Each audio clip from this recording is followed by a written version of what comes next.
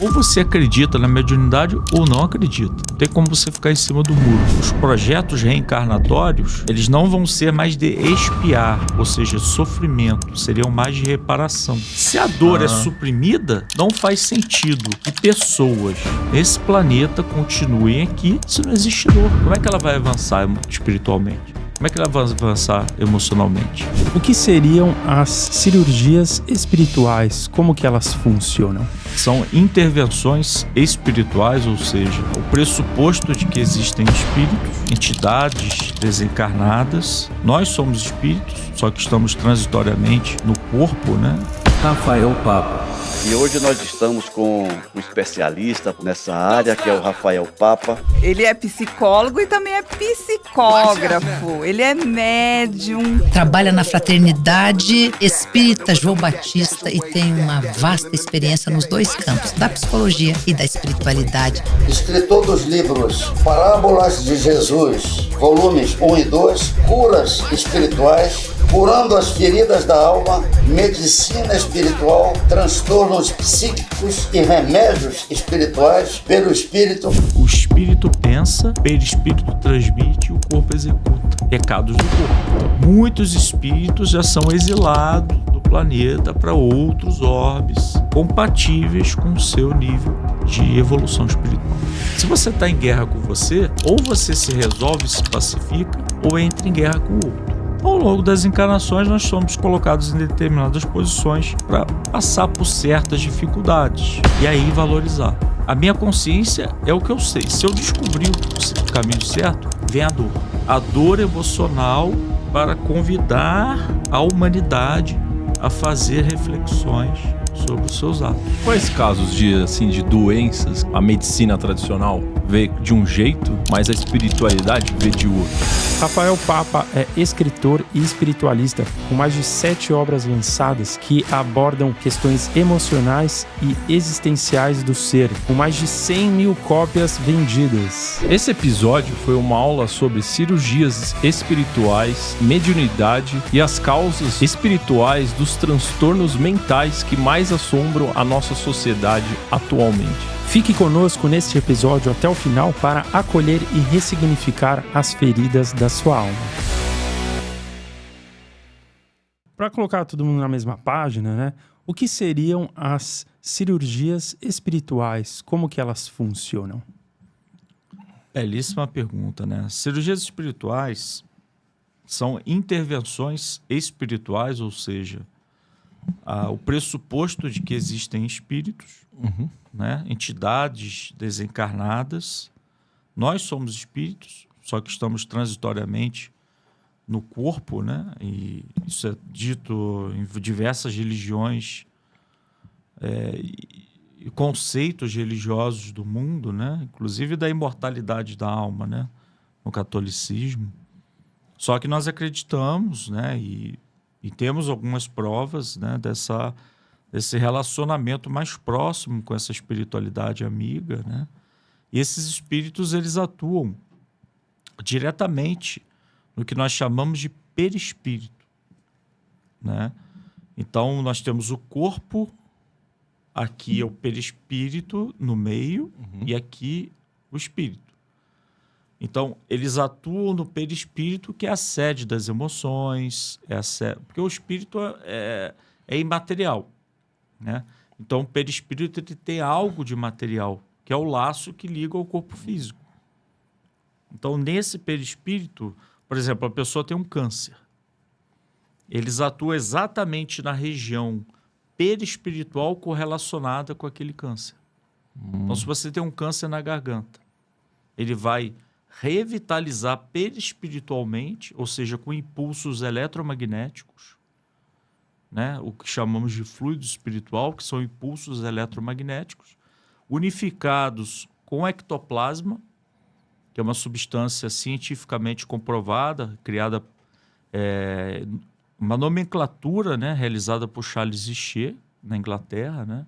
Ele criou um estudo de metapsíquica, né, na Inglaterra, e essa substância do ectoplasma com impulsos eletromagnéticos revitaliza esse perispírito, e o perispírito ele transmite esse novo modelo. É como se fosse uma argila, né? Você molda o perispírito e o corpo físico recebe aquela particularidade elaborada pelo plano espiritual.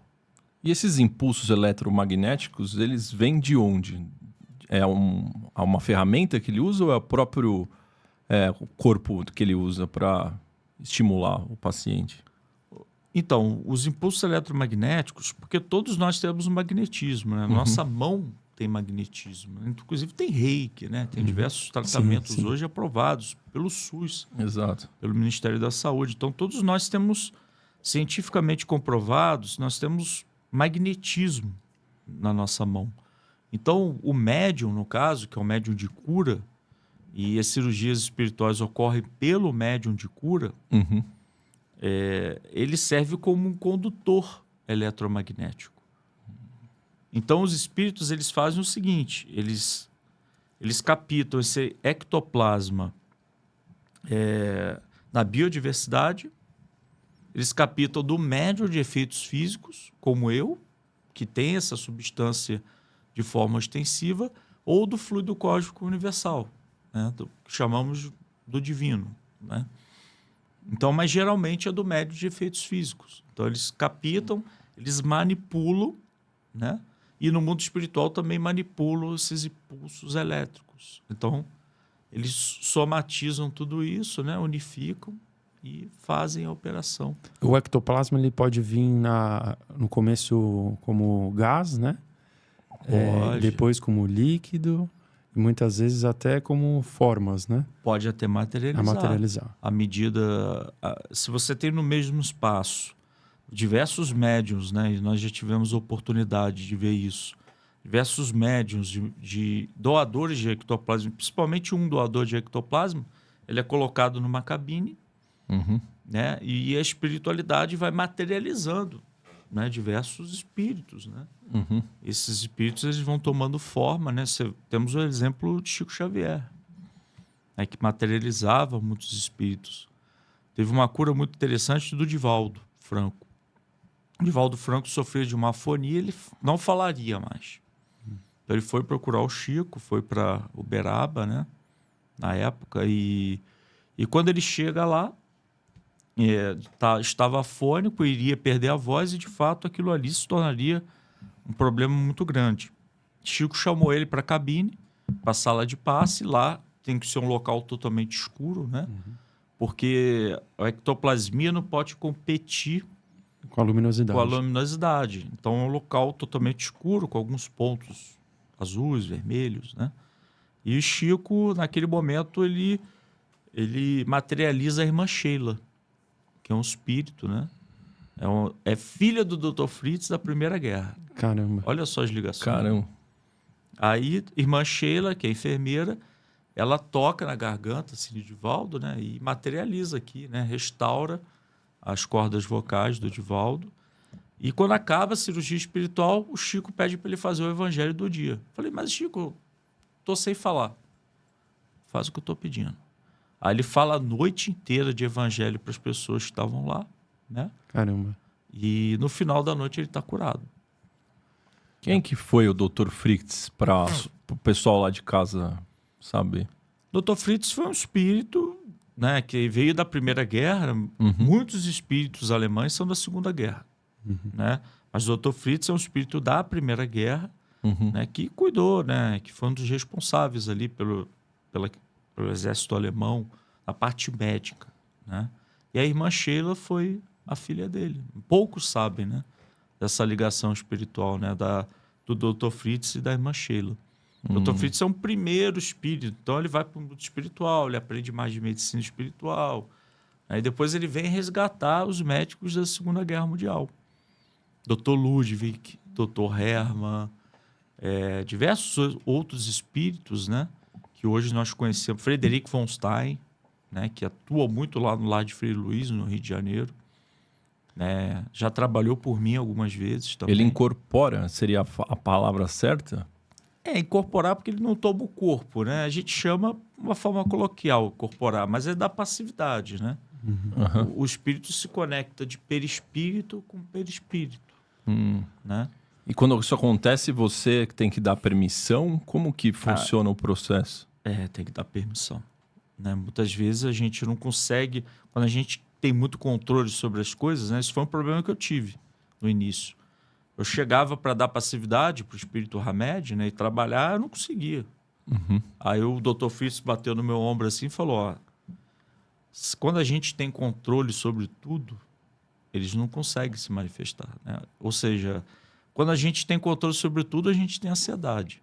Quando a gente tem controle sobre tudo, a gente não consegue dar passividade para o espírito. Ou seja, ter controle sobre as coisas atrapalha a gente em diversas áreas da vida, né? Você tem que estar vulnerável, né? Digamos assim. Se permitir a entrega. Aquilo que a gente não tem tanto controle, né? Que é a ação deles. É como se você fosse sair do volante, mas mesmo assim você está aqui... Sabendo que o carro vai dirigir. Sabendo que o carro vai dirigir, mas você tem que ter a segurança mediúnica. Porque você não pode fazer de qualquer jeito, né? Mediunidade não pode ser vendida, mediunidade, né, não pode ser utilizada para meios de fins próprios. Né? Então a gente aprende muito isso, né? Por exemplo, os livros que a gente faz, todos eles, os direitos autorais são doados. Porque eles abandonam a gente. Sim.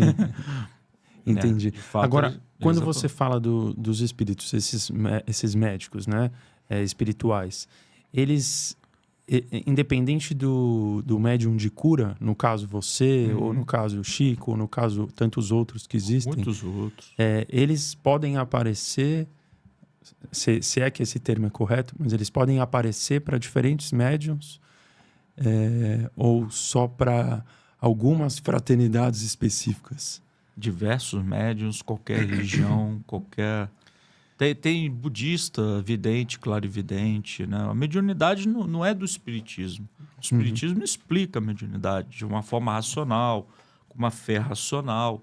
Mas, por exemplo, o Dr. Bezerra de Menezes, ele pode aparecer para qualquer pessoa.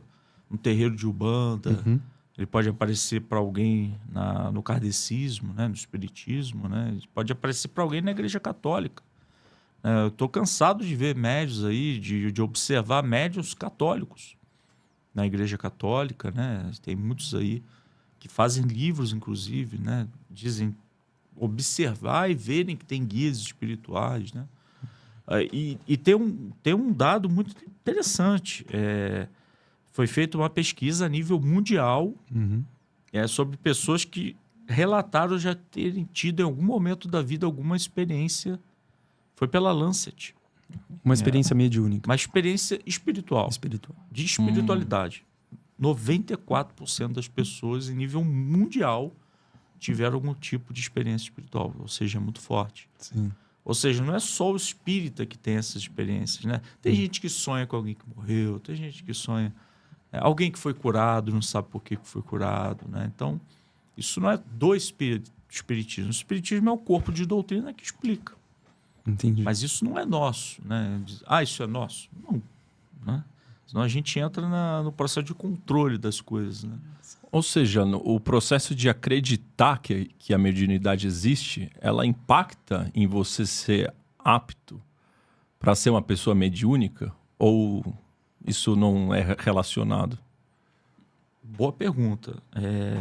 Quando você vai trabalhar de uma forma mais ostensiva, dando passividade, o espírito falando por você, curando por você, de certa forma, há uma importância. Porque você se abre, né? Você se abre perispiritualmente para que ocorra um casamento, a gente chama de um casamento fluídico. Né? O perispírito do espírito e o seu perispírito.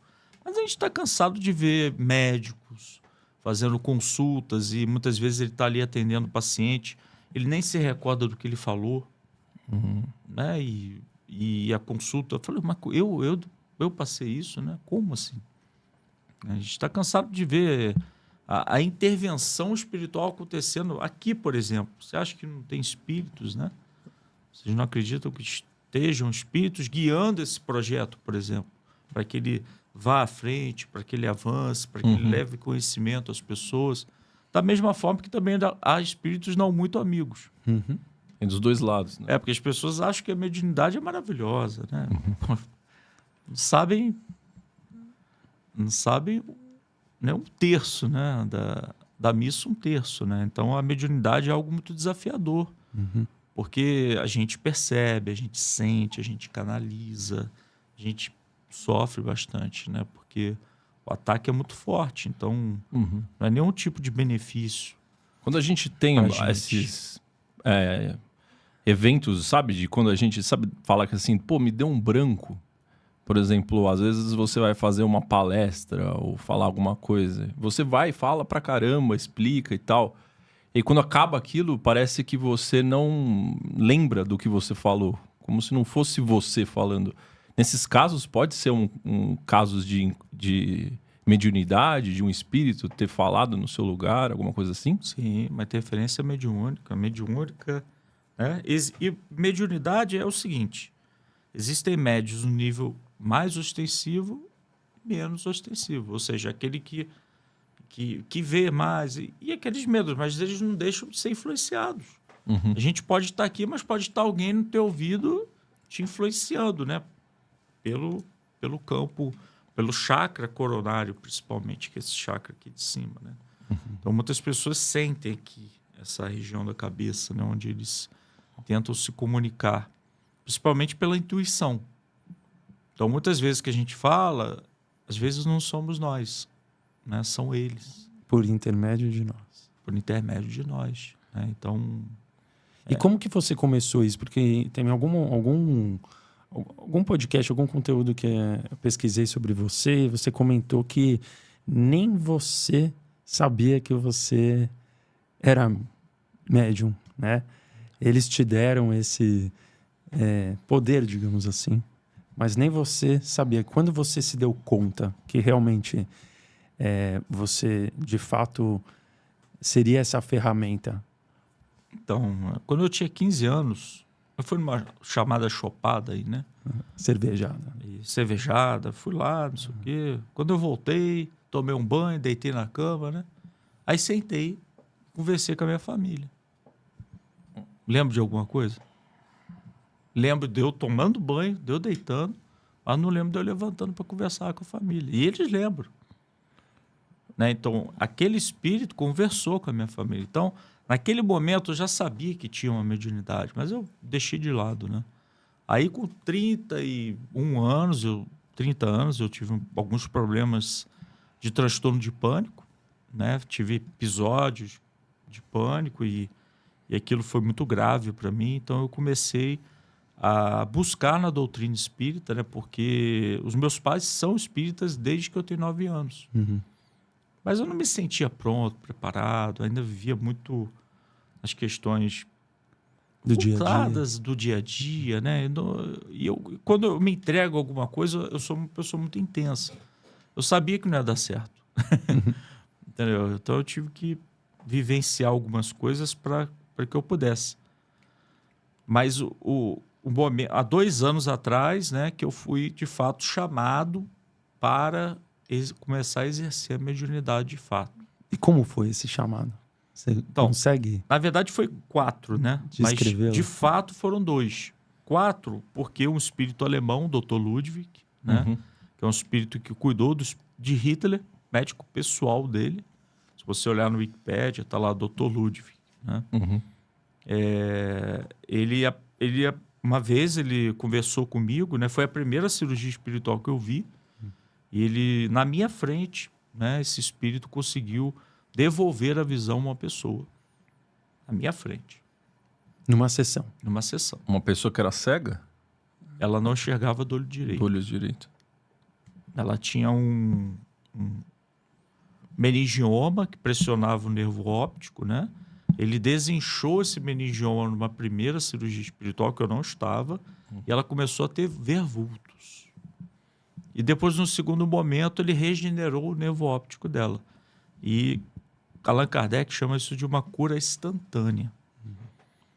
E rápido, quando ela tirou a gaze, né? Estava enxergando. Nem ela não, o marido não acreditou, eu não acreditei, ninguém acreditou. Então foi aquele susto. Até o momento que a gente viu os exames, de fato ela recuperou a vista. Inclusive foi um caso do livro que a gente lançou, né? Curas Espirituais, foi um projeto que eu estava falando até com o Maurício, né? Porque nós temos um livro Curas Espirituais. Esse livro ele tem o antes e o depois das cirurgias espirituais, para a gente sair um pouco desse misticismo e a gente mostrar para as pessoas que tem uma hipótese de uma intervenção espiritual. E, a partir desse livro, alguns pesquisadores da Universidade Federal de Juiz de Fora começaram a querer fazer projetos de pesquisa na universidade para tentar juntar essa ciência, né, com fatos, observações, né? Porque ciência é o quê? Observar fatos. Exato. Coleta de dados, amostras e afins. Então, assim, foi aprovado, né, há 2 meses o projeto, e a gente vai municiando esse grupo, essa equipe, com exames. Né? Eles vão catalogando e vão fazendo artigos, né, a partir deles, projetos de pesquisa. Ou seja, existe um grupo. Um grupo de estudos. Principalmente coordenado pelo Dr. Alexander Moreira, né, que é um dos maiores cientistas de espiritualidade do mundo. Ou seja, a ciência e a espiritualidade elas estão começando a se encontrar. De fato, cara. Já que tá lindo isso, né? Tá lindo, é lindo. Porque é natural. As curas espirituais, a mediunidade, espíritos, é como a natureza, é lei da natureza, assim como os rios, assim como os lagos, assim como tudo na vida, né? É tudo natural. Não é algo forçado, né? É algo que existe naturalmente, que agora a gente está conseguindo descortinar de uma maneira mais científica, à medida que a ciência vai avançando, vai amadurecendo, né? Então a gente consegue começar a conciliar. Por exemplo, existem estudos muito interessantes pelo Dr. Ian Stevenson, na Universidade de Virgínia, que ele coleta o caso de 2.500 pessoas que se recordam no mundo inteiro de vidas passadas. E cataloga isso. Ou seja, a ciência já admitindo que pessoas se recordam de vidas passadas. Se elas recordam de vidas passadas, nas entrelinhas significa o quê? Existe vida passada. Exatamente. Existe. Então existe vida passada. Só não está escrito. Só está lá dizendo que ele recorda. Se ele recorda, existe. Né? E, inclusive, existe um cruzamento de dados inicial entre determinadas fobias, transtorno de pânico, questões de homossexualidade, homens que vão para o corpo de mulher e se sentem ainda homens. Porque ainda estavam naquela condição por muitas encarnações, estavam ali na condição de homens. Né?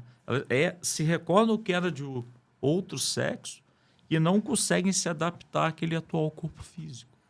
Porque a gente traz resquícios das vidas anteriores. Né?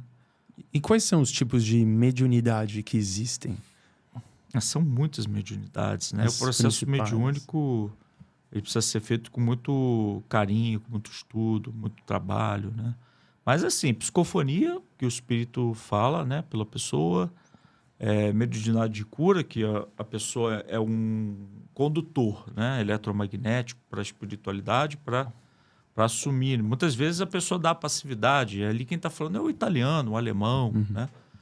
Tem Frederic, tem Fritz, tem uma turma muito grande de espíritos que atuam lá com a gente, né?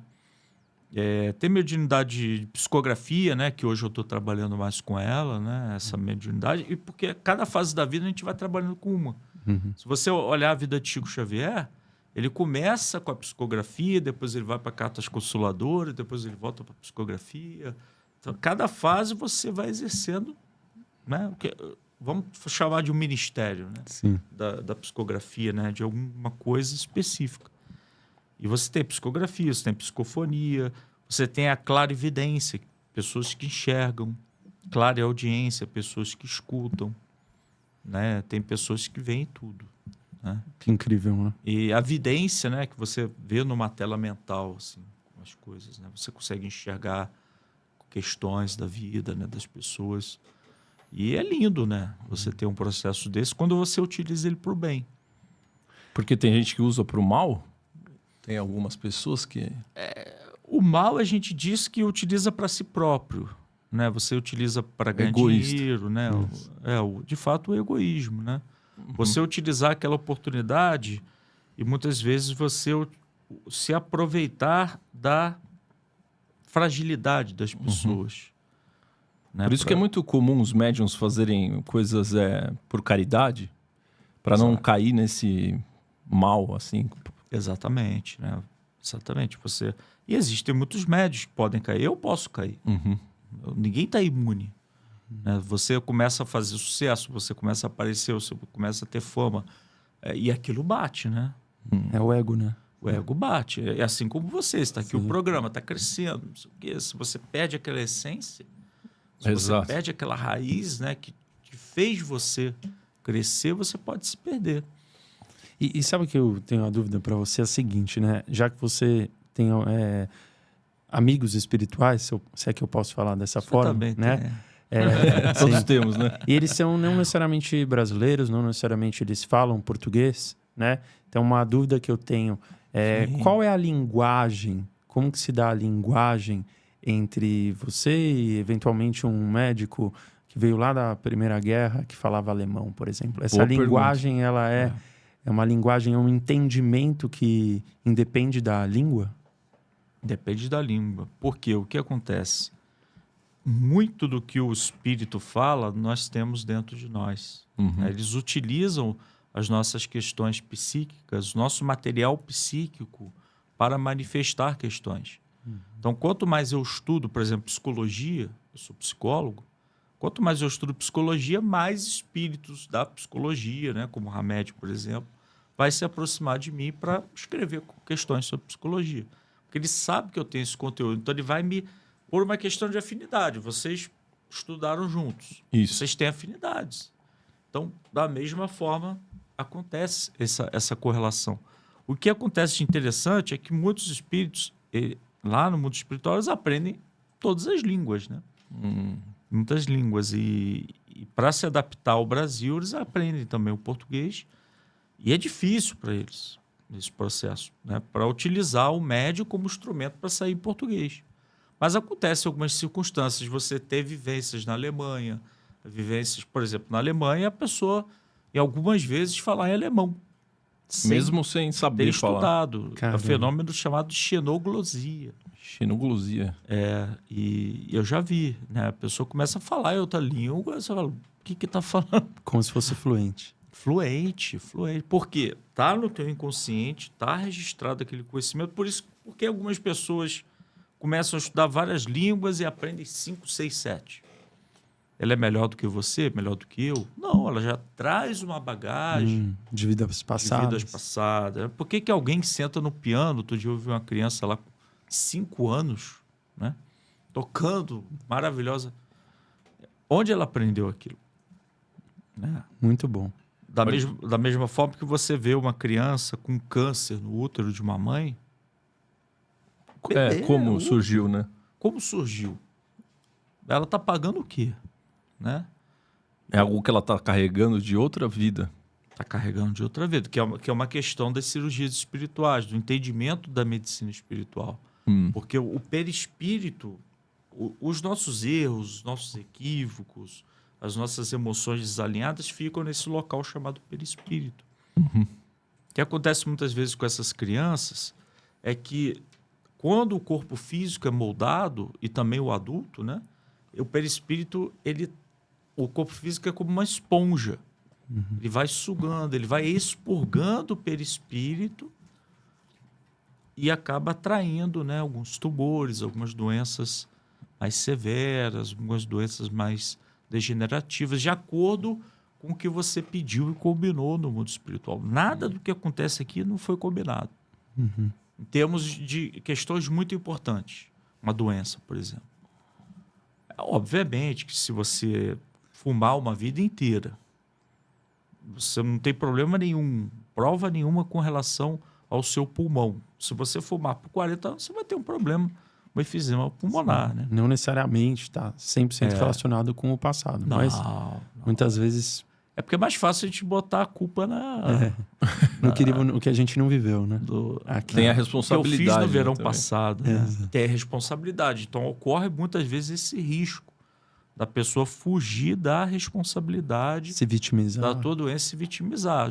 Não, foi isso que eu fiz na outra encarnação, então eu estou pagando. Não, às vezes foi aqui. Você guardou uma mágoa, guardou um rancor, e aquilo somatizou no teu corpo físico, virou uma fibromialgia. Atingiu as articulações. Né? Veio aqui um rapaz, né, que fala muito bem das emoções do corpo físico. O Henrique. O Henrique, Tony. né? É isso, você somatiza as emoções, Os recados do corpo. recados do corpo. Não necessariamente você foi de uma vida passada. Quais casos de doenças que às vezes a gente vê como a medicina tradicional vê de um jeito, mas a espiritualidade vê de outro? O câncer, Como causa, né?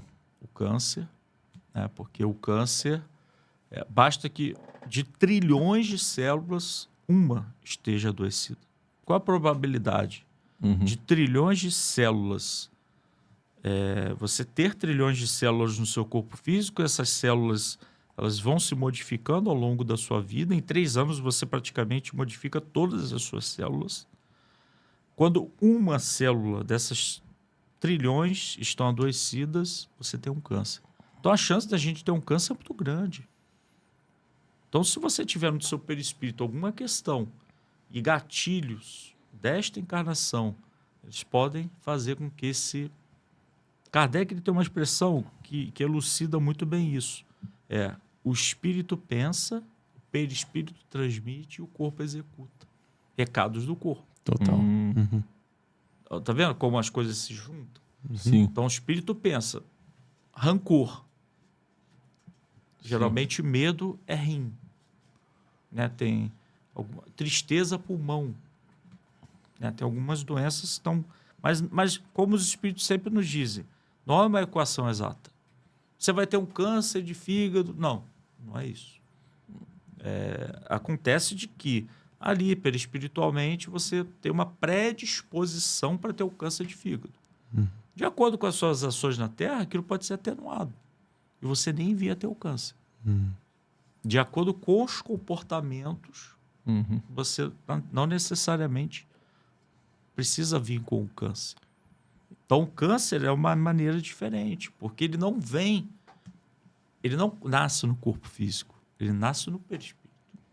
Esse que é o ponto mais importante. Esse que é o ponto importante. Então, as doenças autoimunes. Pessoas... O que é a doença autoimune? É quando o próprio corpo se ataca. O corpo se ataca. Então, o que está acontecendo? A pessoa se culpa muito, a pessoa se odeia, né? A pessoa... Ela tem uma distorção de si mesmo muito grande. Então, você está facilitando para a doença autoimune o que está latente venha... Né? Geneticamente, você precisa ter aquela doença. Né?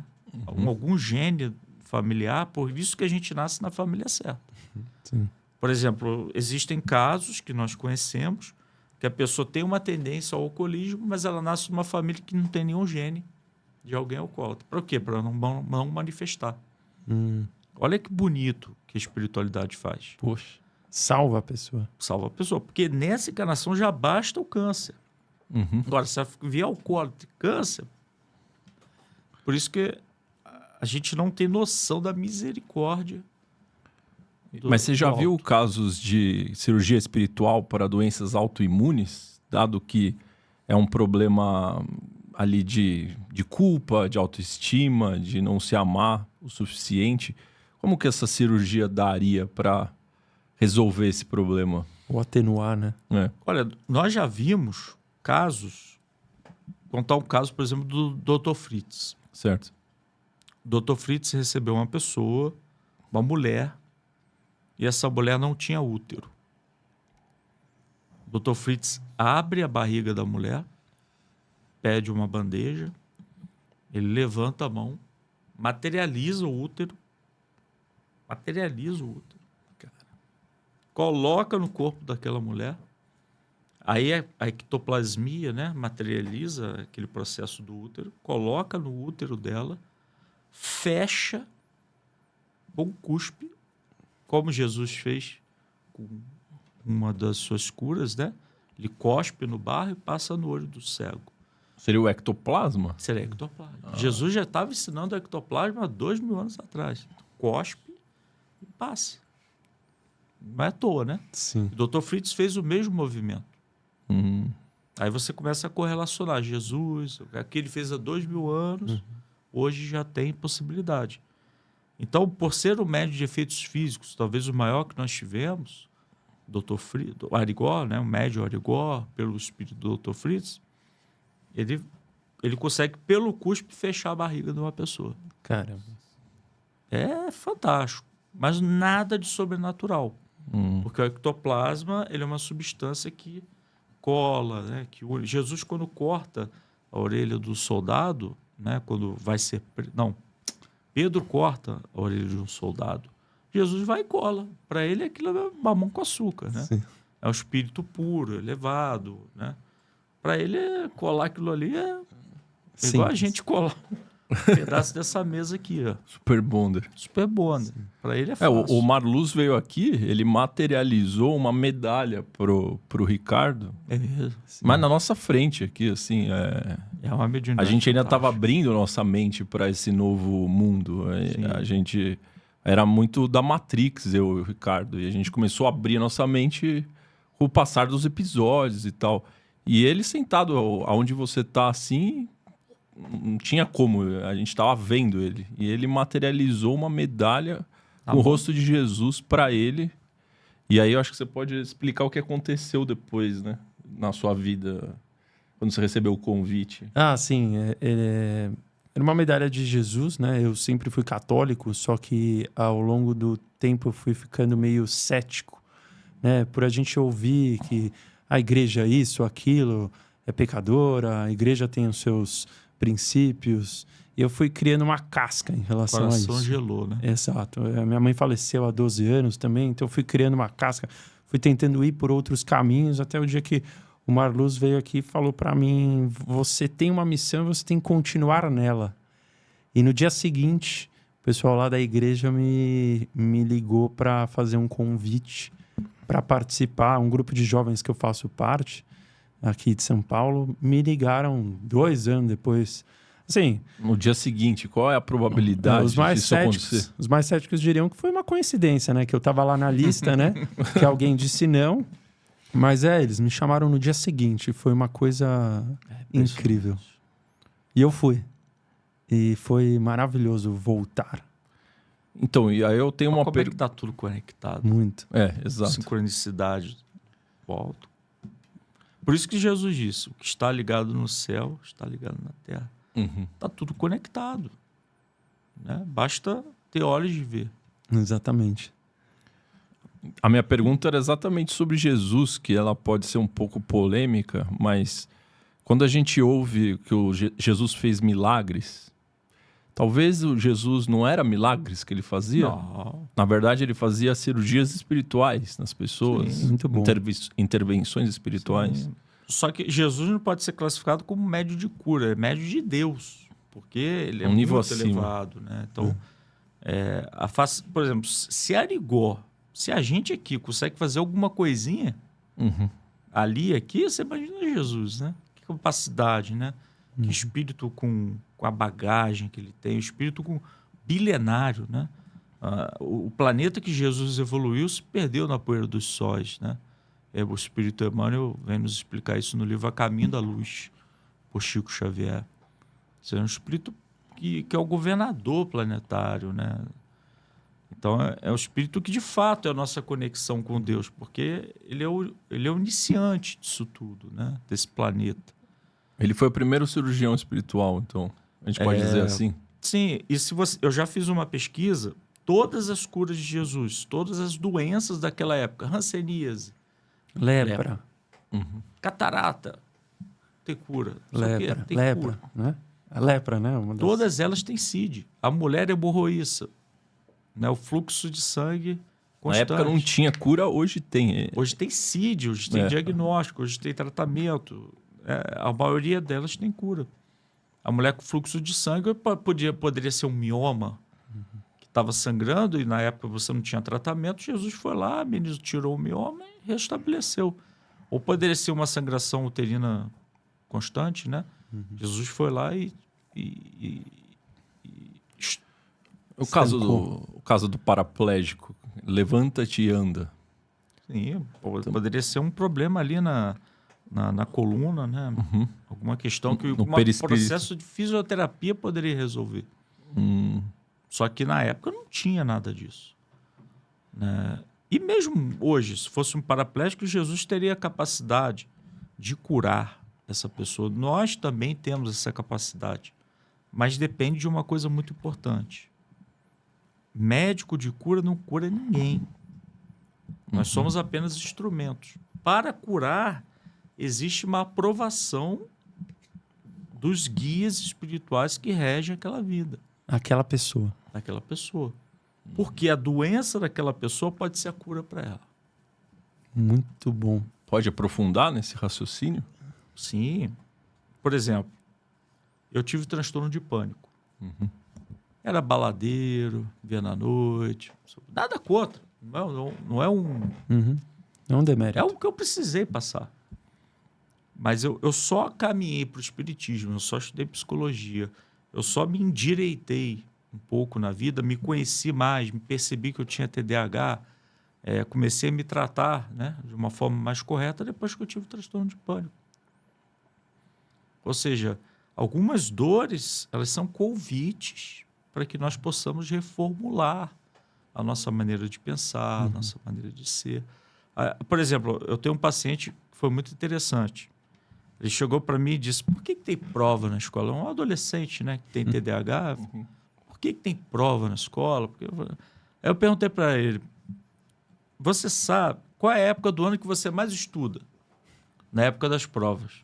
Está explicado. Quando você passa por uma prova, né, você começa a olhar os templos religiosos, você começa a perceber que todo mundo ali está passando por uma dificuldade. A gente, de fato, não é proativo nas nossas buscas, no nosso crescimento espiritual, na maneira como a gente lida com o corpo físico. Às vezes, a gente precisa de uma diabetes para fazer atividade física. Então, o corpo tem limite, a alma tem limite, o espírito tem limite para segurar as nossas rédeas, né? Então a gente pode dizer que a doença muitas vezes pode ser um chamado espiritual. É um chamado. Chamado para você olhar para si, para dentro. Não tem outro motivo, né? É um recado, né? E é uma consequência. É uma consequência das nossas ações. Por quê? Se o caminho é para frente, a gente está na diagonal, a doença está te trazendo para aquela... Ela é um informante. Ela fala para você. É igual um carro. O carro, a gasolina está acabando. O que acontece? Ele começa a apitar e dizer que está na reserva. É um sintoma. Até ele parar. Quando ele diz que está na reserva, quando você tem uma crise de ansiedade, por exemplo, ele está dizendo para você, olha, está com muito medo. Você precisa trabalhar o seu medo para melhorar a sua ansiedade.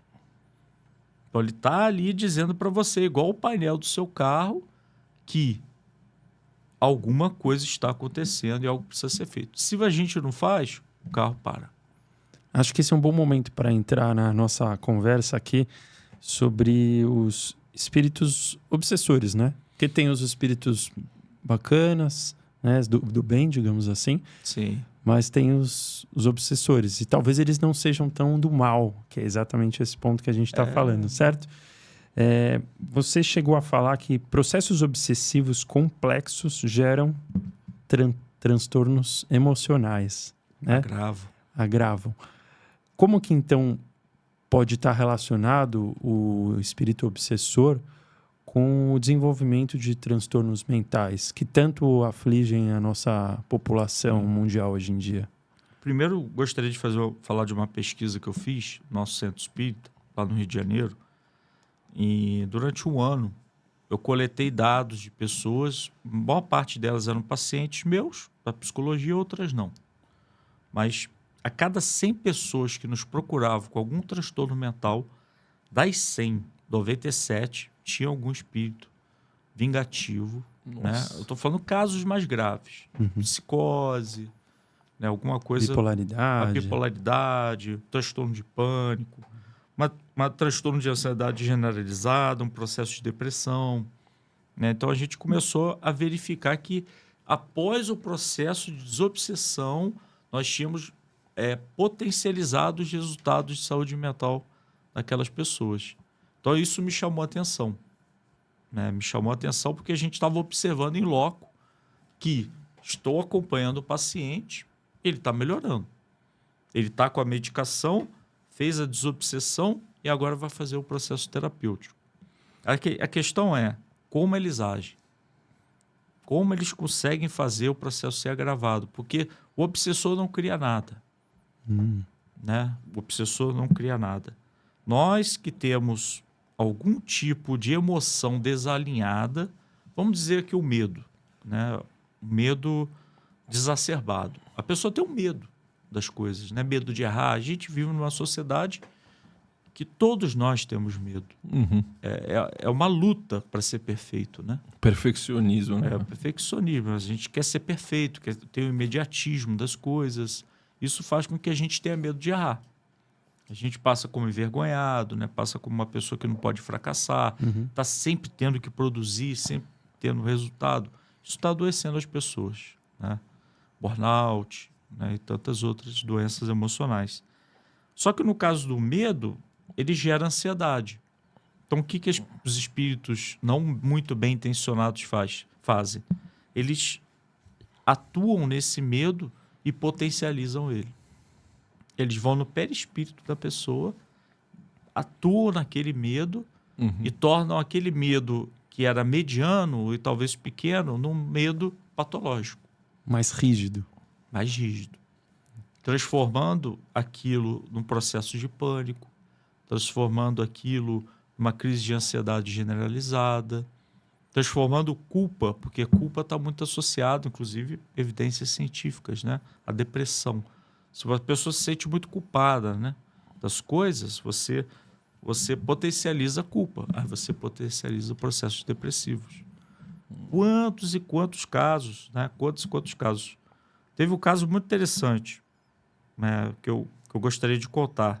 Por exemplo, a gente tinha uma paciente, né, que ela me procurou, né, por ser espírita também, né? Acho que a pessoa acaba procurando um psicólogo da sua afinidade. Sim. Né? Se ela quer falar de espiritismo, estou liberado para falar, né? Então ela me procurou dizendo que pelo fato de saber que eu era espírita, que ela gostaria de falar algumas coisas, não sempre, né? De espiritismo, mas a questão biopsicossocial espiritual. E ela tinha muita falta de ar. Ela me relatou que o pai dela havia morrido há 8 meses, afogado. Eu falei... É uma das piores mortes, né? Dizem. Eu falei, como é que tá o teu sábado? Eu falei, pode ir lá no centro espírita? Posso. E quando ela chegou no centro espírita, ela começou a passar muito mal, muito mal, muito mal, muito mal. Eu falei, deve ser o pai dela. Deve ser o pai dela. E a gente abriu a desobsessão, né, para atendê-la. No processo de desobsessão, você traz o espírito que pode estar ali vinculado e o médium dá a passividade. Quem deu exatamente a passividade? O pai dela. Caramba. E o pai era alcoólatra, o pai bebeu, o pai fez muita vergonha, o pai entrou na água, morreu afogado. Mas ele não conseguia seguir o caminho para o mundo espiritual, o mundo astral, né? Os mundos superiores, porque ficou preso a uma culpa. Então os dois estavam sofrendo. A filha, que perdeu o pai e tinha raiva dele, e o pai que queria se reconciliar. Então, quando ele viu a filha, a primeira coisa que ele falou, filha, me desculpe por não dizer eu te amo. Eu amo você. E aquele choro, né? Nossa, que incrível. Tinha um lá dentro que não ficava chorando, né? Então, a gente passa por muitas situações emocionantes como essa, né? Porque a pessoa está no mundo espiritual, mas ela não deixou de existir. Ela é importante para quem está aqui, né? E nós aqui somos muito importantes para eles. Somos corações queridos. Então, quando ele veio, quando ele foi libertado, quando o perdão de fato ali aconteceu, e claramente se perdoaram, né? E ele disse coisas que só ela sabia. Dando mais autenticidade para aquele momento. Detalhes, né? Eu não sabia, ninguém sabia. A médica que estava lá dentro nunca viu a paciente. Como é que ele recebe uma pessoa que está dizendo que é o pai dela? Eles se abraçam, né? Diz que morreu mesmo afogado, né? Que de fato, né? Passou por isso. E ela estava achando que poderia ter morrido por outra questão. Motivo. É igual uma carta psicografada, só que foi pela voz. E aquilo é o consolo, né? Porque você faz um perdão, você libera a pessoa. Automaticamente, quando ela saiu da sala, ela foi na sala de passe, né? Para dar uma equilibrada, uma harmonização, né? Dos fluidos, né? Da pessoa, energética ali dela. Então, depois do passe, ela já estava se sentindo bem. Ela não sentia mais falta de ar. Olha só. Porque era a influência do pai e os sintomas que o pai tinha, ela teve. E nesse momento, pode-se dizer, é correto dizer que o pai poderia estar sendo um obsessor e que depois desse momento ele deixa de ser um obsessor e vai virar um espírito amigo, digamos assim? Ele não estava com raiva, não queria se vingar, mas estava ali. Então ele era um obsessor naquele momento. Talvez ela tenha liberado ele para seguir o caminho dele também. Ela falou: pai, segue tua vida, vai seguir, nós estamos aqui torcendo por você. Parece Ghost, né? Aquele momento final ali, né? Isso é muito real, isso acontece o tempo inteiro. Teve um outro caso muito interessante que aconteceu. No mesmo dia, chegou uma médica, paciente minha, entrou, deu de cara com uma senhora. E essa minha médica paciente, ela é pediatra e trabalha também com oncologia, intensivista. Nossa, deve ver vários casos. Vários casos. Então ela cuidou do filho dela, que morreu. Cuidou do próprio filho? Então elas se encontraram. Eu falei: o que está acontecendo aqui? Se abraçaram. Então eu estava ali ingênuo. Naquele momento não estava pensando em nada. E ela estava em depressão. Caso grave de depressão. Então a gente iria passar com ela na desobsessão para ver o que ia acontecer. Então eu entrei com ela. Foi um dos casos que eu acompanhei. E ela estava muito triste. Muito abatida. Perdeu o filho com câncer. E naquele dia justamente entrou, igual o seu caso, né? A médica. Né? A conexão. Quando a gente entrou lá dentro, quem dá passividade? O filho. E o filho fala num tom muito austero: mãe, não se mate. Eu não morri. A mulher chora, né? Chora. Eu sem entender muita coisa, porque eu não sabia o que tinha acontecido, só sabia que ela estava em depressão. E ela falou: eu sei que você tem um plano para se matar. Não execute-o. Não execute. Ele deu passividade porque era necessário. Não foi uma questão de sensacionalismo, nada assim desse tipo, né? Ela deu passividade porque era necessário, porque uma vida estava em risco. Então os espíritos atuam muito mais nesses casos. Aí ainda falou assim: inclusive, dá um abraço na médica que está lá fora, que cuidou de mim. Eu falei: não é possível. Caramba. Aí aquilo mexeu, cara. Aquilo mexeu. A gente relata, né, no livro 1 aqui, nesse caso, né? E acontece o tempo inteiro isso. Né? Esse tipo de sincronia, né? Dos espíritos, né? Muitos casos, né? Chegou uma vez tem um médico lá que trabalha conosco, que é o Dr. Bartolomeu Tacchini. É um médico italiano, né? Foi para Bento Gonçalves. Um médico espiritual. Médico espiritual, né? Que me ajudou no meu desenvolvimento para começar a psicografar, né? E atuar um pouco como médico de cura, né? Junto do espírito Hamed, Frederic von Stein também. Então, teve um dia que uma moça deitou, uma menina, né? Mais nova, em torno de uns 30 anos, ela deitou na maca e domingo era dia das mães. Ela disse que tinha DIU, ela estava sentindo alguns enjoos, né? E, DIU, enjoo, não tem nada aqui, né? Não sei o quê. Ninguém falou nada. Aí o médico espiritual disse o seguinte: eu quero que vocês três façam um exame de sangue mais aprofundado. Aí eu olhei pro espírito e falei, nós 3? Eu moro em Juiz de Fora, não tem como estar aqui dia de semana para fazer exame. Aí a menina na maca deu uma risada. Aí falou, você estragou minha surpresa, né? Eu tô grávida. Caramba. Eles enxergam, cara. Eles enxergam. Tudo. Quase tudo. Ele olha para você e enxerga os seus órgãos. Ele enxerga tudo que você Sabe tem. onde estavam os problemas e tal. Aí o cara foi tomado da emoção, né? Saíram de lá, fizeram o teste de farmácia, porque ele não acreditou. Voltaram, ó, tá aqui.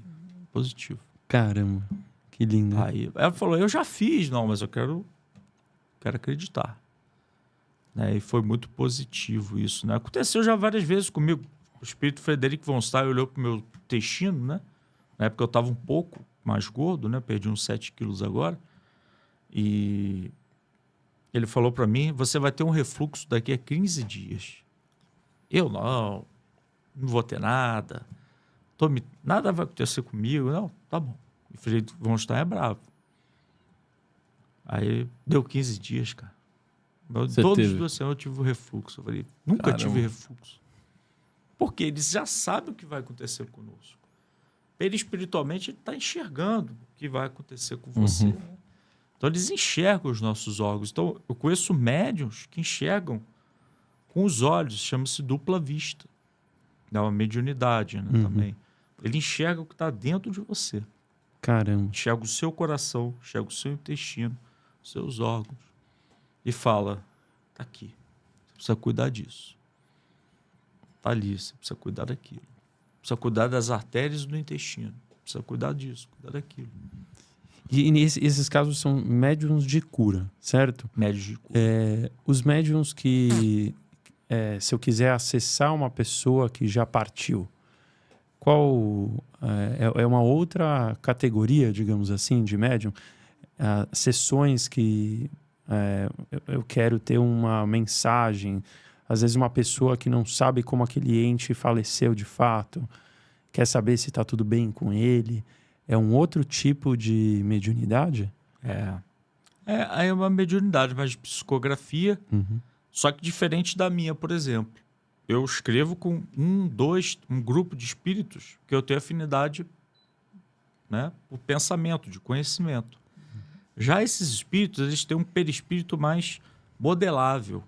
Então, vários espíritos conseguem se comunicar por ele. Entende? Então, eles têm facilidade de receber cartas de diversas pessoas que já desencarnaram, que a gente chama de cartas consoladoras.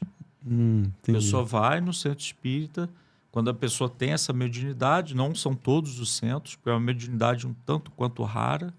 Chico Xavier seria essa mediunidade, Essa né? mediunidade. E o Chico era extremamente humilde. Né? Uma figura extremamente humilde. Conta-se um caso que o Chico recebeu uma carta de uma mãe. A mãe recebeu e falou, isso aqui está errado na carta. Espera aí que eu vou fazer de novo. Ele pegou outro papel, pediu para se conectar com a espiritualidade, escreveu. Só que no final estava em hebraico. Ô, louco. Ela leu a carta final, ela chorou. Ele sabia hebraico. É Chico Xavier, né? Chico Xavier era um outro nível, né? Uma mediunidade muito Né? forte. Como é que pode Porque o Chico Xavier, ou você acredita na mediunidade ou não acredita. Não tem como você ficar em cima do muro. Um espírito que escreve mais de 400 livros e tem um grau primário, escreve questões científicas, romances, frases, autoconhecimento. Ou você dá, né, o título da Academia Brasileira de Letras para esse homem, ou reconhece que ele era influenciado por espíritos, né? Por exemplo, o livro Parnaso de Além Túmulo, ele escreve vários poetas desencarnados, Castro Alves, Olavo Bilac, e as pessoas fazem análise de discurso e veem que é o estilo.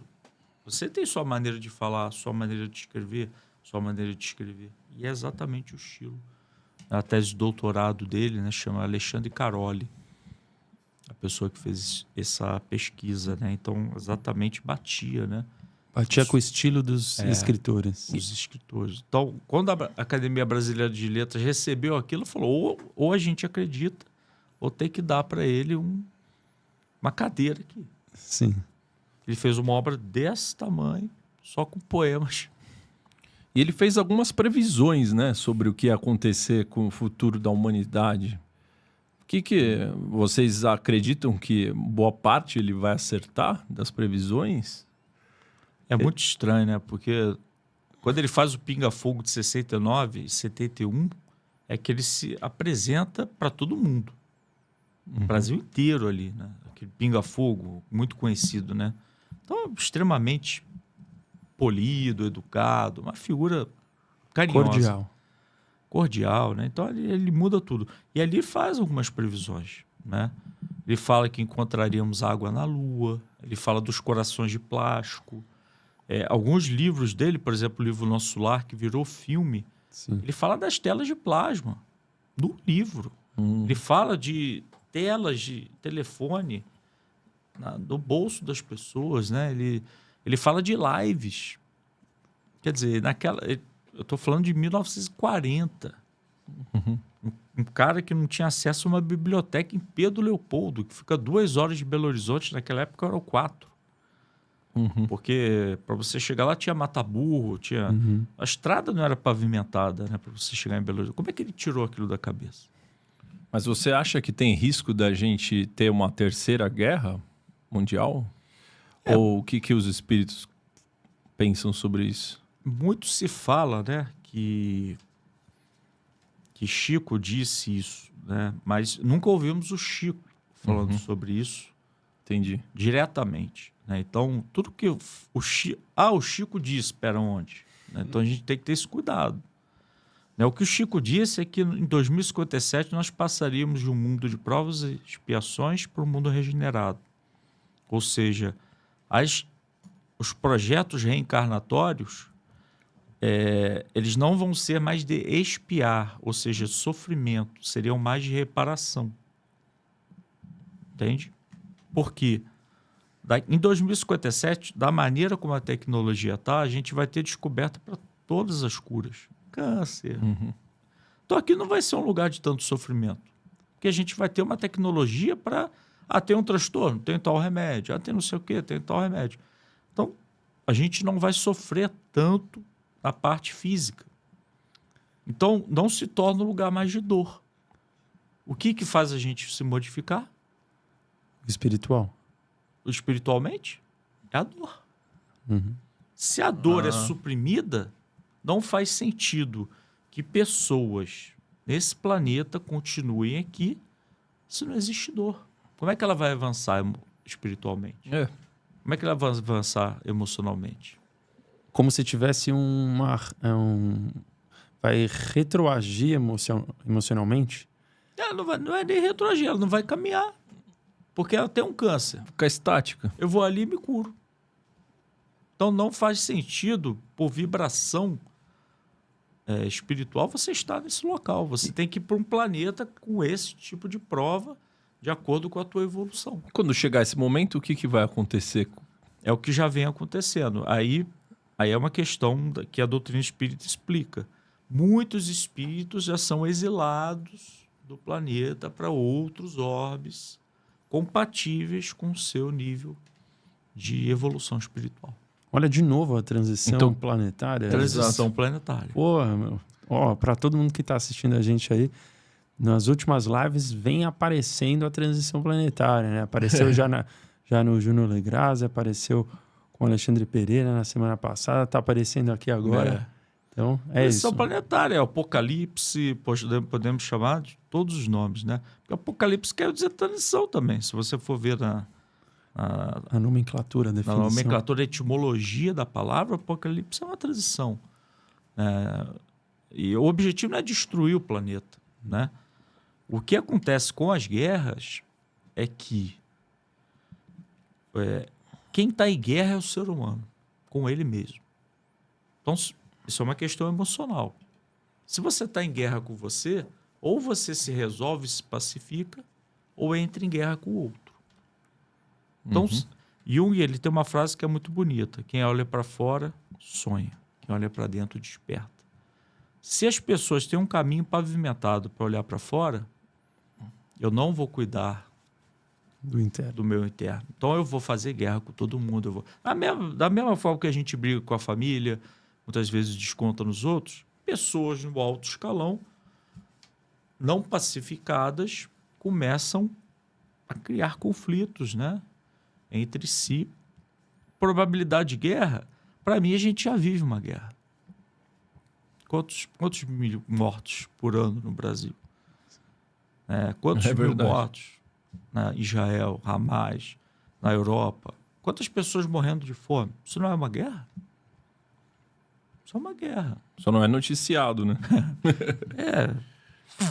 Por exemplo, se 15% do que nós gastamos em orçamentos oficiais com armas para se armar para uma guerra mundial fosse para erradicar a fome seria erradicada do planeta.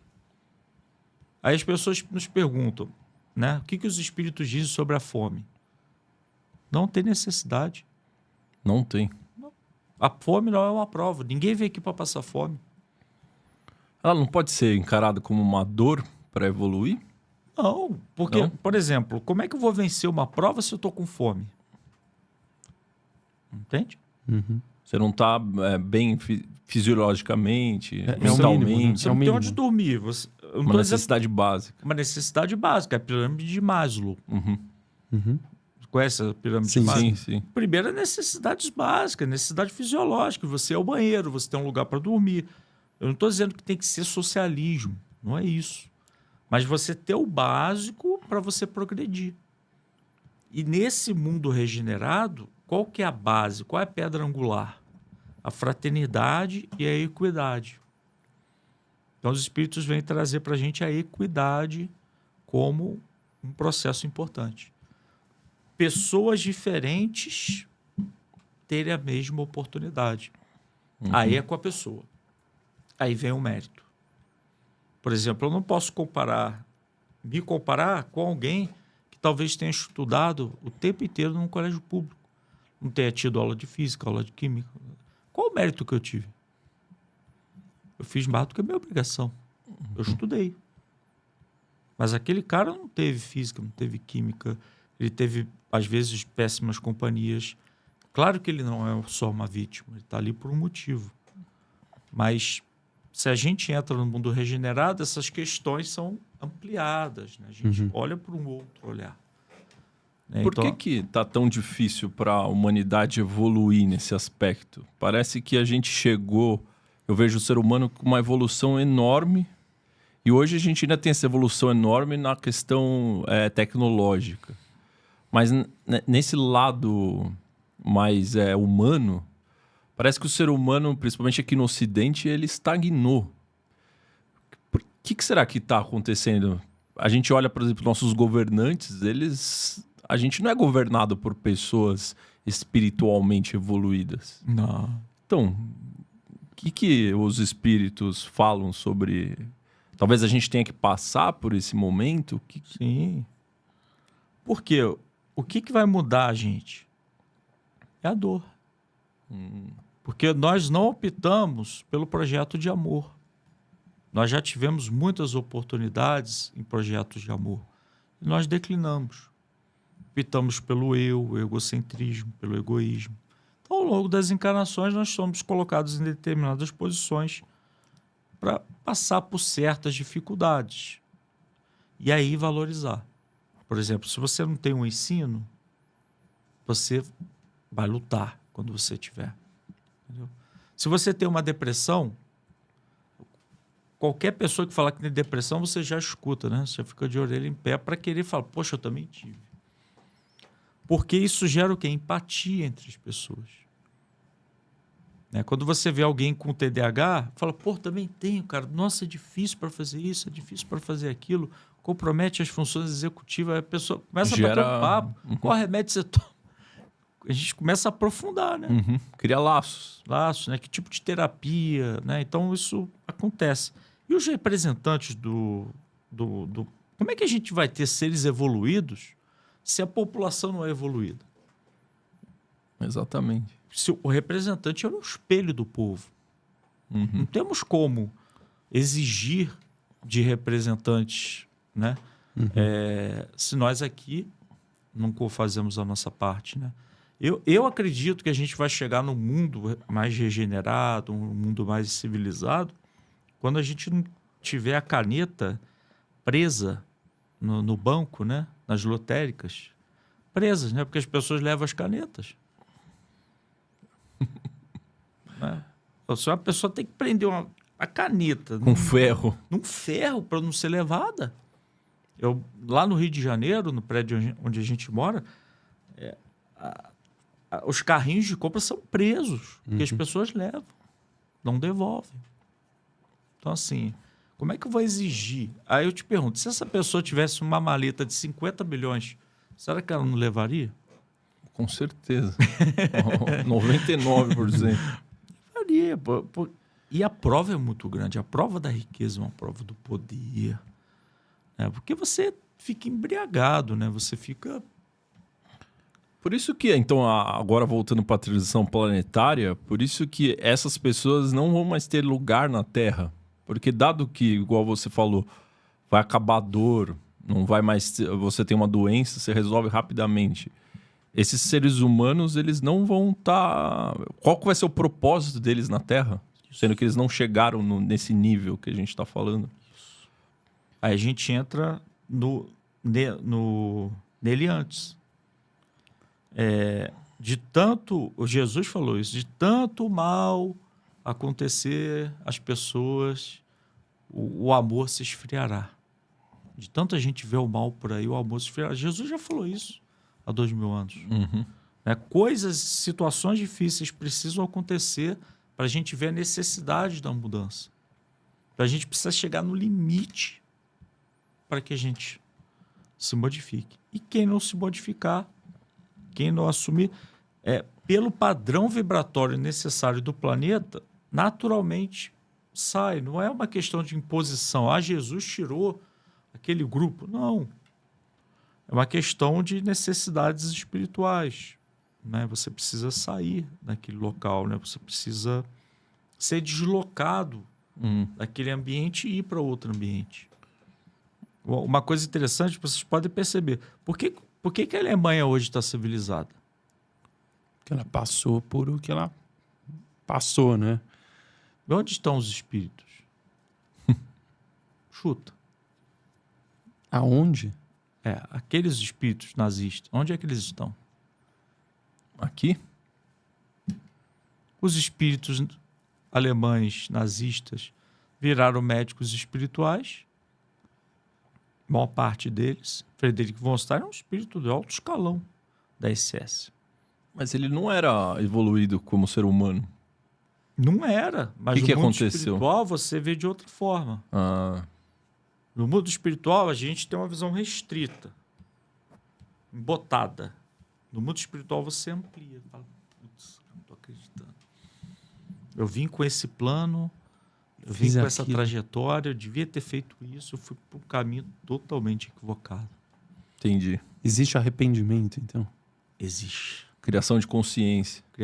Aí vem o que chamamos de expansão de consciência. E ela só acontece mediante o arrependimento. Por isso que os psicopatas, eu acredito que muitos desses políticos sejam psicopatas. Porque eles... Se sua consciência está dormindo e você está agindo, roubando merenda de criança, você não tinha mínimo de culpa. Psicopata, maníaco do parque. Sim. Se você não tem culpa, você é um psicopata. Né? Porque a sua consciência está adormecida. Não houve uma expansão da consciência. E lá residem as leis de Deus. As leis cósmicas, as leis do universo, né, naturais, residem nessa consciência. Se ela está dormindo, você não sofre, você não sente culpa. Mas no dia que acordar, o choro... Jesus fala, né, do choro, do ranger de dentes. Né? Então, isso tudo é muito, muito importante. Você não acha que, então, a pandemia pode ter sido esse grande momento que a humanidade recebeu para ver se ia acordar e ver se o amor ia reinar? E durante um tempo reinou-se, né? Quantas ações de solidariedade a gente viu durante a pandemia e afins. E muita gente se falou, né? Pô, quando passar isso, vamos manter.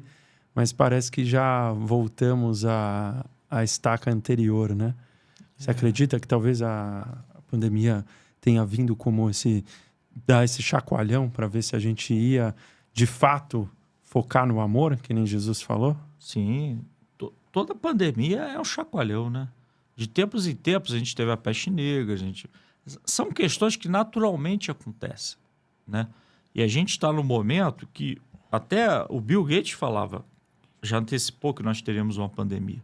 Isso 10 anos antes. Porque a gente se visita mais. Quantos brasileiros vão para a Europa vem para cá. Então a gente fica mais globalizado, né? Então a tendência de você ter um vírus, ele se espargir pelo globo todo é muito grande. Né? Então a gente está falando de uma coisa que é científica também. Sim. É um vírus que não sei de onde surgiu. Ah, foi na linha? Não sei. Ninguém sabe. Não adianta a gente fazer teoria... Mas percorreu o mundo inteiro. Isso que percorreu o mundo inteiro. Por quê?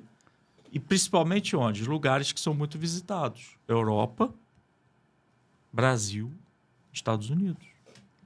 Então, nesses lugares, houve um grande fluxo de pessoas, principalmente carnaval. Você vê que a pandemia ela ocorre logo após o carnaval, mas já tinha acontecido. Né? Então, no carnaval, muita gente veio para o Brasil. O Brasil foi extremamente infectado. Estados Unidos, Europa, que é muito visitado por americanos, por brasileiros. Então, essa troca, né? Então, seria natural, né? Por exemplo, a cólera. A cólera não ganhou esse vulto todo. Ela cresceu aos poucos, mas ela não se espargiu tanto quanto a Covid-19, né?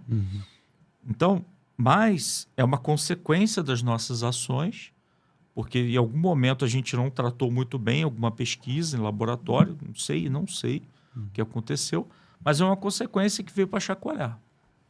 Nada é por acaso. Mas o que será que ela queria ensinar para a gente, que a gente falhou? Que nós somos globais.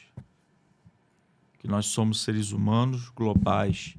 Que quando alguém está deitado numa maca, você pode ter, como Paulo Gustavo, com todo respeito, né, que morreu, né? Chegou a ser colocado um pulmão artificial nele para mantê-lo vivo. Você pode ter milhões de reais. Você é igual àquela outra pessoa que está ali. Você momentaneamente está transitoriamente no corpo. Entende? Mas quando você está numa maca, você pode ter todo o dinheiro do mundo que nada vai te tirar dela. Ela veio explicar para a gente que a dor que é brasileira é uma dor americana, é uma dor europeia e que a gente poderia se integrar mais com essa... Eu acredito nisso, é uma questão pessoal, né? Né? E veio explicar para a gente que a gente poderia se encontrar mais com as pessoas, que as conexões sociais poderiam acontecer mais. Ter mais empatia. Termos mais empatia uns com os outros, né? Sermos mais empáticos com as questões de saúde mental, que foram muito agravadas no pós-pandemia. Pessoas dentro de casa enlouqueceram. No Brasil, 1 a cada 4 mulheres foi espancada. Sofreu um tipo de agressão física. Né? Então, a gente... Porque o marido bebia na rua, chegava bêbado e dormia. Às vezes batia. Mas o que acontecia? Ele bebia em casa e ficava em casa. Aí a chance de você ter uma agressão aumentou muito mais, o feminicídio, né? Mas se a gente falhou nisso, o que você, na sua visão pessoal, ou se você tem outras referências, o que você acha que vai acontecer nos próximos anos da humanidade? Muita dor. Maior do que a gente já teve durante a pandemia? Muito maior. Dado que a gente falhou, talvez venha algo para... Então, vamos ver se agora vocês entendem. Aí vem isso aqui, né? Porque a partir... O que acontece? Transtorno mental. Existem pesquisas científicas dizendo que em 5 anos, 4 bilhões de pessoas vai ser diagnosticada com pelo menos um transtorno mental. 4 bilhões. Bilhões. Nós estamos em 1. Vai para 4. Quase metade da Terra. E eu sempre brinco que a outra metade vai fingir que não tem. É porque todo mundo tem uma dificuldade. Por quê? Eu vou fazer com vocês algumas perguntas. Matar é certo? Tá, não. Na minha visão, não. Deteriorar o corpo físico é certo? Também não. Perdoar é certo? É. É difícil, Sim. mas é certo. Porque você se liberta, né? Você deixa o outro ser quem ele é, você assume quem você é. Mas é difícil perdoar, não é fácil.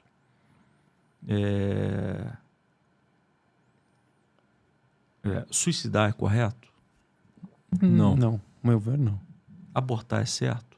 Não. Meu caso, depende. Tirar uma vida, né? Não, tirar bebê? no sentido de Pra tirar mim, não. uma vida, não. A gente sabe o certo do errado.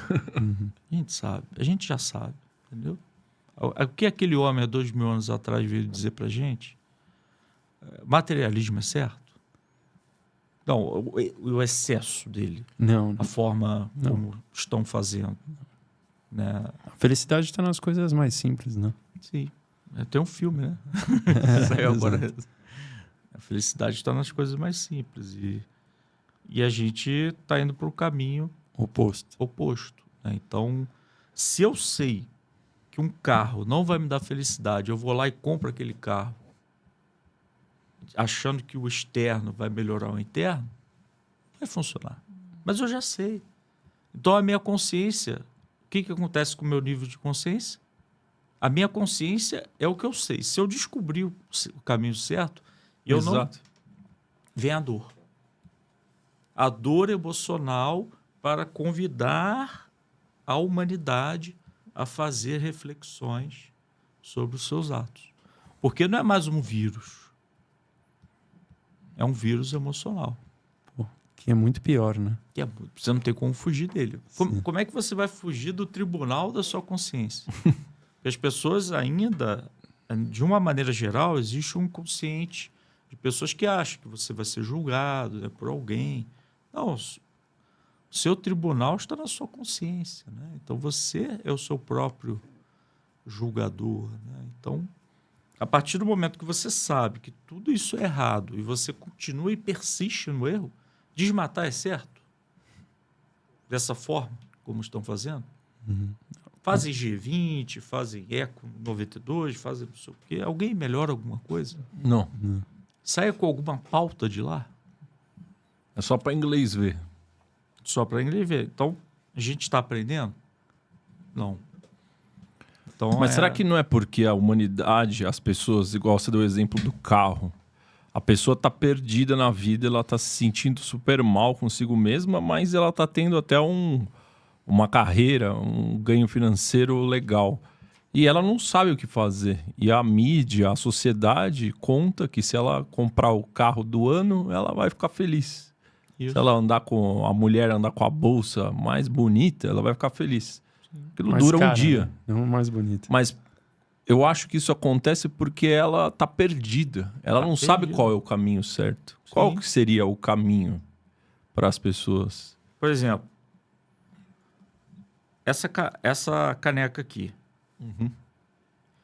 Se eu achar que ela é minha e eu for roubado, eu vou sofrer. Certo?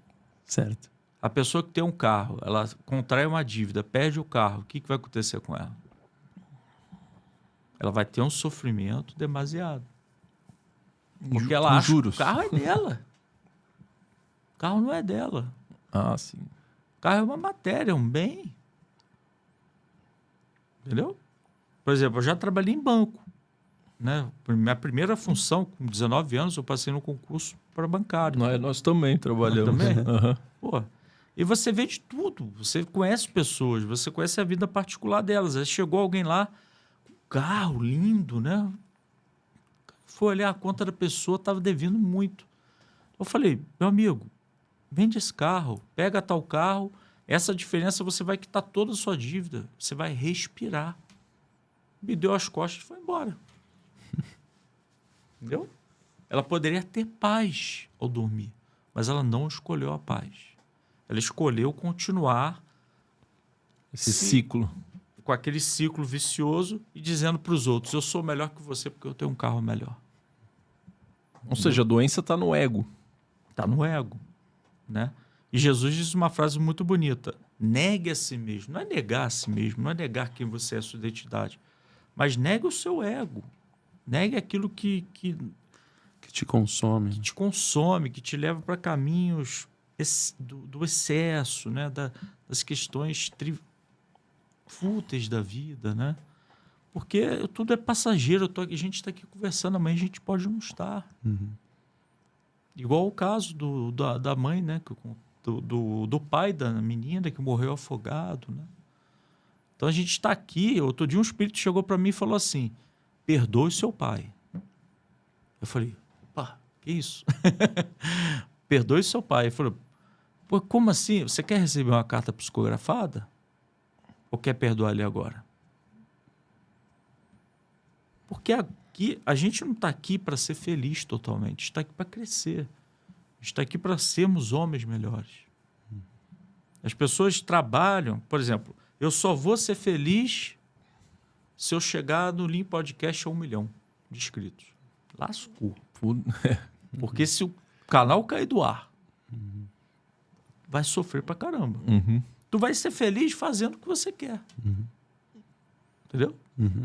Esse é o nosso lema mesmo. É a jornada. Isso. É a jornada. Eu sei que é o clichê da jornada, né? Aquela coisa... Uhum. Mas é isso. É o fazer durante... Claro que eu tenho metas, eu tenho estratégias. Objetivos. Eu vou buscá-los, eu vou traçar, mas eu não posso perder... Como é que é o Lean, né? Life is now. Life is now. Exatamente. Então, a gente está... outro dia eu vi um amigo nosso, Rossandro Klinger, né? Que é um grande parceiro nosso, psicólogo, né? Estou na Globo, é uma pessoa muito conhecida, que ele disse: hoje não tem concorrência. Metade das pessoas estão no passado com mágoas, rancores. E metade está no futuro ansiosa. Ninguém está no presente. Então, quem está no presente não tem concorrência, porque está metade cá, metade lá. Muito bom, muito bom. A gente está falando muito das pessoas que assim têm esse problema de ego, o problema de ganância, né? Só que a maior parte das pessoas que eu acredito que acompanha aqui o Lean, elas já passaram desse ponto, mas elas ainda caem num problema de preguiça de fazer as coisas, de se sentir sem confiança de realizar um projeto, alguma coisa que você se compromete a fazer. Como que uma pessoa pode lidar com isso para romper com esse padrão? Porque talvez esses padrões também não estejam de acordo com o que a transição planetária exige.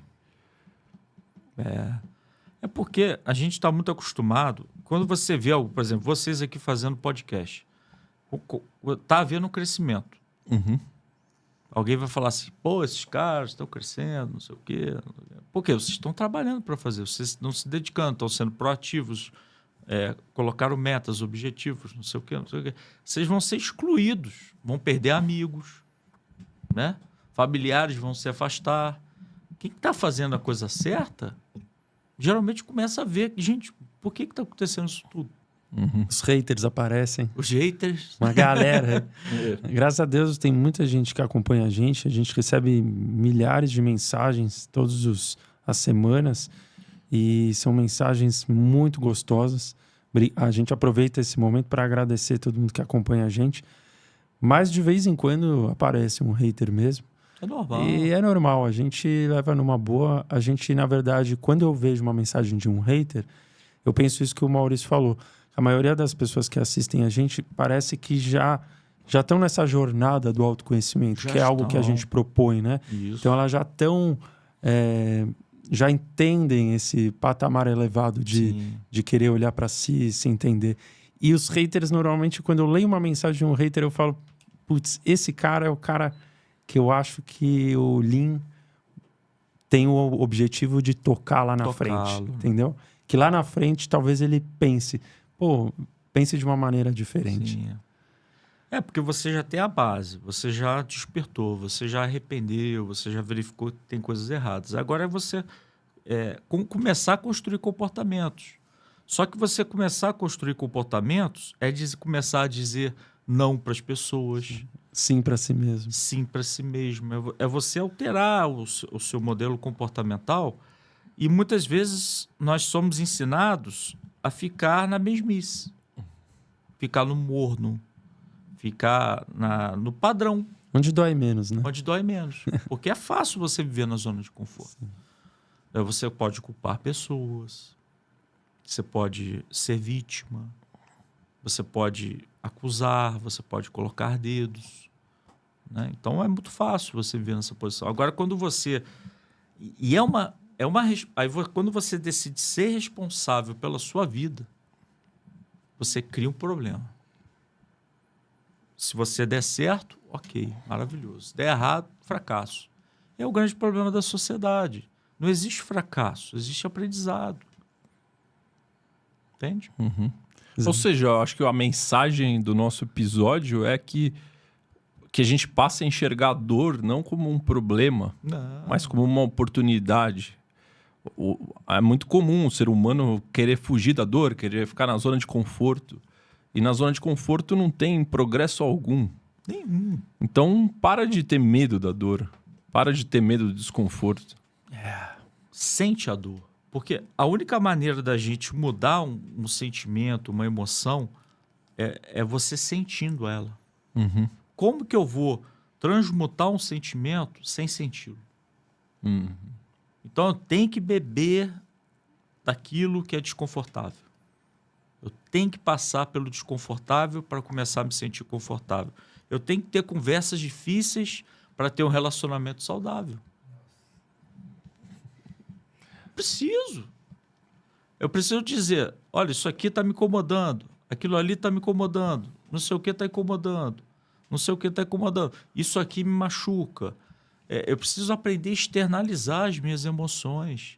Olha, em algum momento eu te machuquei essa semana, eu estou vendo que você está mais quieta. É jogo aberto, né? As pessoas estão cheias de joguinhos, né? Cheias de... Porque é engraçado, às vezes vê um paciente, né? Em vez da pessoa dizer que está com saudade da outra, ela começa a fazer birra para chamar atenção. Em vez de dizer, olha, estou com saudade de você, vamos passar um tempo junto? Vamos jantar esse final de semana? Ela começa a fazer birra, afasta. Então, são comportamentos que a gente vai buscando a maturidade emocional. É uma infantilidade, né, isso? São seres humanos infantis que a gente tem que lidar. E não falando com soberba, mas chamando a atenção para as pessoas dizerem o que sentem. Porque quando a gente diz o que a gente sente, ainda é visto como um bom comportamento. Seja no ambiente de trabalho, seja no ambiente religioso, seja em qualquer ambiente. Quando você tem vontade, por isso que esses espaços são incríveis. Você fala, né? Isso você fala. Então, o Nietzsche, o filósofo Nietzsche, ele tem uma metáfora muito interessante sobre a verdade. A verdade é como se fosse São Paulo. Estou fazendo uma analogia, né? São Paulo naquele frio, aí você quer tomar banho. Você entra de uma vez? Não, vai aos poucos, né? Você molha a nuca, né? Você molha o pulso. O pé. Nietzsche vai falando, você molha o pé, aí depois você entra com o corpo. E se entrar, né? Exatamente. Ano passado eu tive um despertar muito incrível na minha família, né? Que a minha mãe faleceu e eu, meu pai, meu irmão, a gente sempre foi unido, né? Mas com aquelas um pouco distâncias, cada um na sua, sabe? E aquilo me corroía de um jeito. E daí, depois de muito tempo, eu tomei a coragem de falar, igual você comentou. Chamei eles para trocar um papo. Imagina 10 anos depois, um filho chegando pro pai e pro irmão, falou, bora conversar? Por que a gente tá tão distante, né? E desde aquele dia a gente tomou a decisão de se aproximar mais, né? Então a gente combinou uma viagem por ano, vamos pegar um final de semana e passar junto. E hoje em dia é um negócio tão distante, né? Às vezes pais não conversam com os filhos, irmãos não se conversam, né? Então, foi um despertar muito, muito importante para mim ano passado, nessa minha jornada do autoconhecimento. E aí a gente repara muito você aí que está em casa assistindo a gente, e escreve pra gente o despertar de vocês. Muita gente fala, viu, Rafa, que dói. Que o despertar dói. A gente ouve muito que vocês falam aí, né, Rosa? Baixou muito. Que dói demais. Mas vocês também falam pra gente que depois da dor é uma delícia. Delícia. Então, acho que para todo mundo que tá aí Vale a ouvindo pena. a gente, cada um tem as suas dores, né? Né? São bem subjetivas, né? Mas é importante enfrentá-las, né?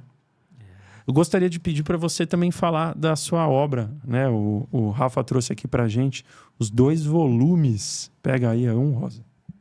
Ó, os 2 volumes aqui do livro dele, Transtornos Mentais e Remédios Espirituais, que foi um pouco do que a gente abordou aqui, né? O Rafa, através do espírito Hamed, se você puder, Hamed, perdão, se você puder comentar aí, isso. Volume 1 e 2. Se você puder comentar para o pessoal o que é, vai estar aqui na descrição do vídeo também. É muito bacana, né? Foi uma oportunidade. O espírito Hamed, ele já estava tentando há 16 anos trabalhar comigo. Eu demorei, viu? Por isso que o despertar, às vezes, vem com a dor, né? Mas ele estava há 16 anos, né? Tentando trabalhar comigo. Então, nos últimos 2 anos, a gente começou a desenvolver trabalhos de psicografia. Primeiro tem a educação mediúnica, né? E veio o livro, né? Como esse primeiro foi o primeiro trabalho com ele, né? E tem um projeto de livros aí para o futuro, né?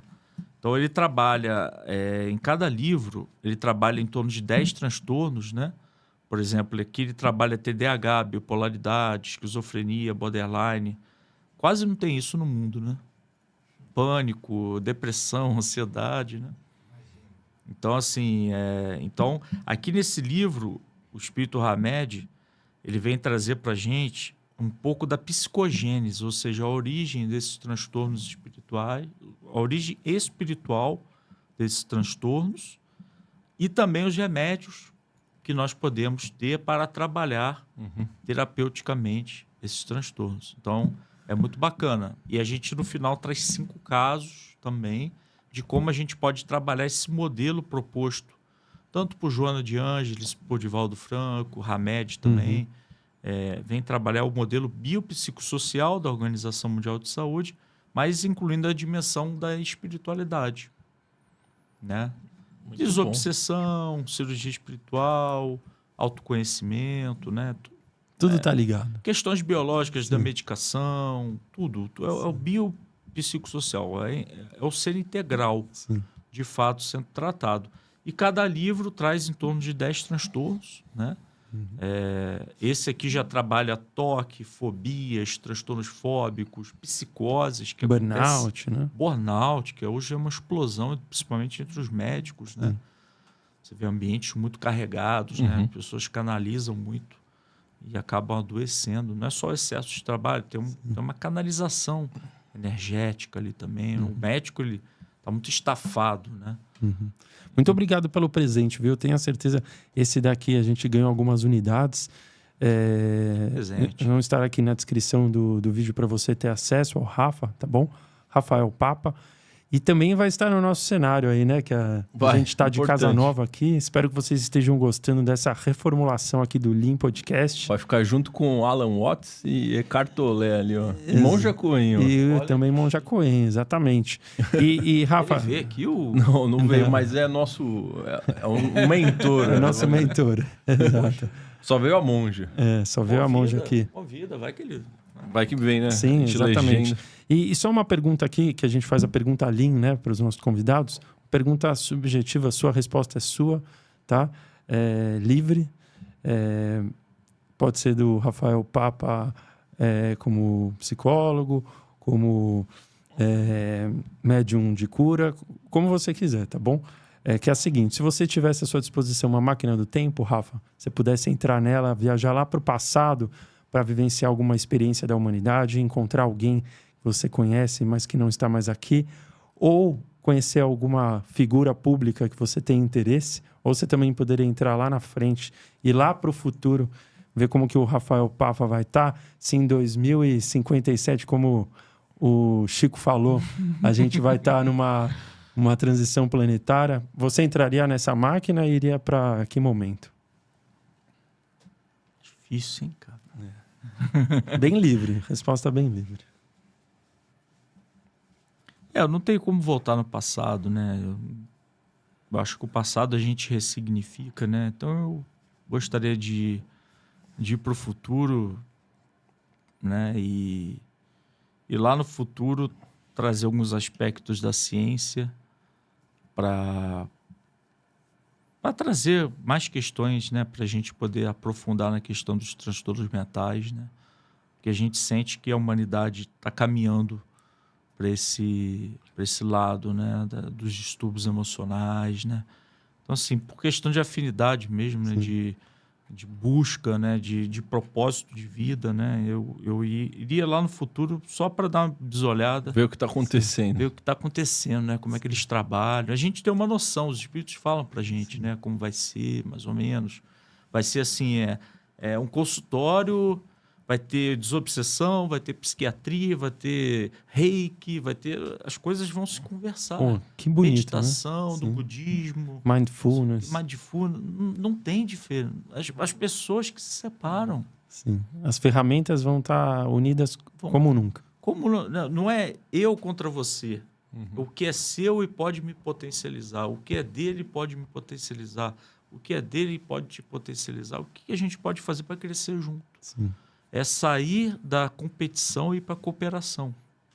Então, muito bom. Eu queria olhar lá para voltar. Beber um pouco daquela água, né? Beber um pouco dessa água, né, cara? E gostou de estar aqui com a gente no Link? Pô, muito, cara. Pô, primeira vez, sensacional, hein? Vocês são gente boa demais. Pô, você né? também, Nosso irmão muito. ali, concatenado, né? Poço de conhecimento. Exato. Estamos crescendo. Vamos marcar a segunda parte daqui a um tempo. Isso, daqui a um profunda. tempo. Quando você tiver, a gente vê a agenda aí para casar uma data para você vir aqui novamente. Sempre uma honra. Eu vi alguns programas de vocês, né? Fiquei assim, caramba, os caras sabem conversar, sabem dialogar. Eu gostei bastante. Pô, que legal. Que bacana. Foi mais um episódio aí que a gente se emocionou, com certeza, viu? Acho que pela terceira vez nesse episódio com estúdio novo, pela terceira vez, eu, pelo menos, particularmente, me emocionei com um convidado, porque são coisas que a gente escuta, essa da dor, principalmente, ou outros assuntos que você abordou aqui. Pô, foi emocionante aqui. Eu que tô aqui de fora, só olhando o papo, é muito mais emocionante, né? Assim, acompanhar. Imagine vocês que estão nessa sintonia. Tá de fora não, Bruno. Não, tá de fora dentro que aí. eu digo aqui acompanhando, mas assim, e o fone você escuta com tanto mais clareza. Então você começa a imaginar tudo que você fala, você começa a imaginar, sabe, de certa forma.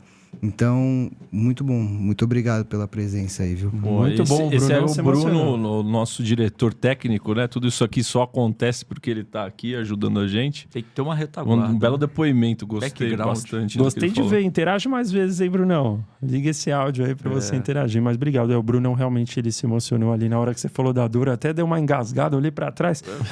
Tava tudo ok. Soluçou, né? Exato. Vamos dar tchau pra turma lá. Vamos. Obrigado, viu, Rafa? Obrigado, Obrigado, gente. Deus gratidão. abençoe vocês, o canal de vocês. Igualmente. Que ele cresça exponencialmente. Amém. Vai dar tudo certo. Já está dando, né? Muito obrigado, galera, pela presença de vocês. Essa foi mais um assunto, mais uma ferramenta de autoconhecimento. Espero que vocês tenham gostado aí. Todo mundo pediu esse assunto, né? Para a gente falar de um assunto mais voltado para o espiritismo, mediunidade. E vocês veem que os assuntos eles se convergem sempre, né? Então, fiquem com a gente. Semana que vem tem mais. Muito Boa. obrigado. Valeu, galera.